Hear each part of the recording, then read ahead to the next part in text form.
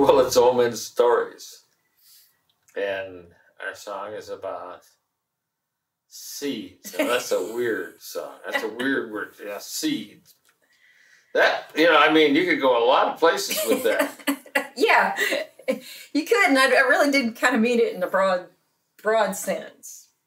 I started writing this, and it started coming out more about like kind of the ecology of things, and what we're doing with our planet. But I didn't mean for it to be, just about that. That's a little piece. But I really wanted to, it was more about, what we have in our mind and what we're putting out in the world, and, how that comes back and who inherits that. If I go say something mean and insult somebody, there's going to be an immediate, somebody's going to inherit that yuck right away, but then again, that the kind of work that you're doing, collecting stories that, people's great grandkids are going to hear, and, that's amazing. Those are wonderful seeds. So there's all kinds of seeds that we plant every minute of every day. We're thinking or acting, in such a way that, somebody is going to inherit that. And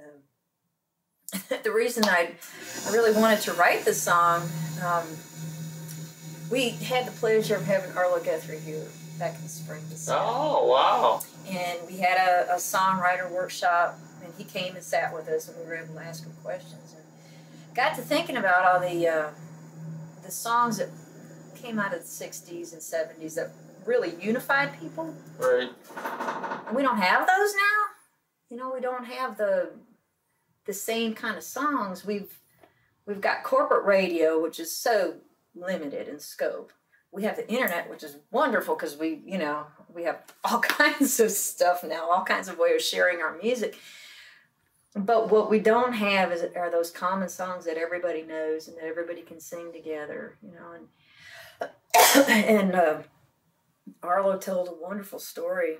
My question to him was, how his songwriting for activism changed, or, being a singer or performer, how has that changed in the last 30 or 50 years, and he told a story about doing a concert with Pete Seeger in New York City. And of course, Pete was well into his 90s at that point, and he kind of having a hard time. But they did this concert. It was wonderful. And, Pete's doing his preaching, and he said, I'm going to take these two canes. We're all going to get up out of here and walk down to Wall Street, and join those Occupy kids.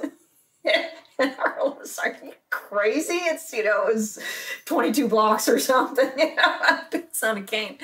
So they called ahead and had the Occupy kids, he called them, had the kids come down and meet him halfway.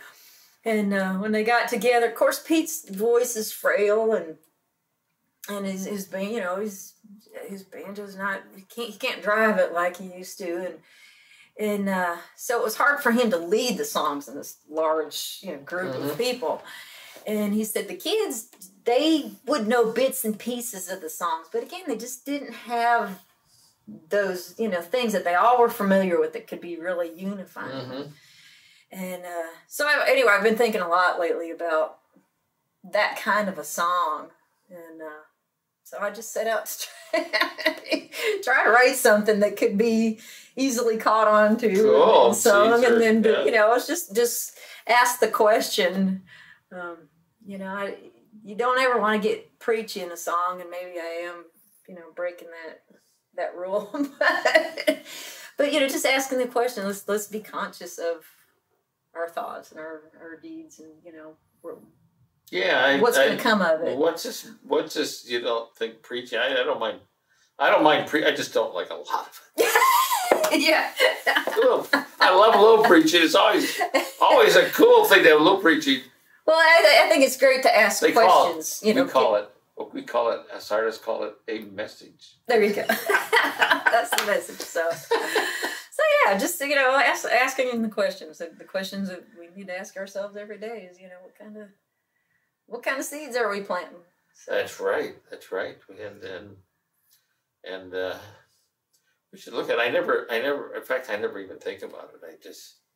I look at it and I said, You know, most of the people in my life while I was in my warrior times totally ignored everything I said. So I said, and then when you get to a certain age, then they especially ignore what you say because you're too old. So I look at everything I do and I say, well, isn't it nice that I can do this without anyone having a problem with it because they never listened to me before?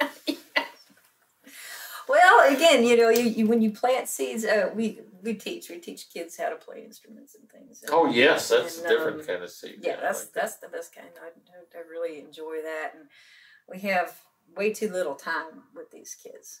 So all you can do is plant the seed. You know, put their fingers on their strings and try to give them the tools to go and do with it what they will. But along the way, you know, I know a lot of them aren't going to keep playing. Yeah, but some of them.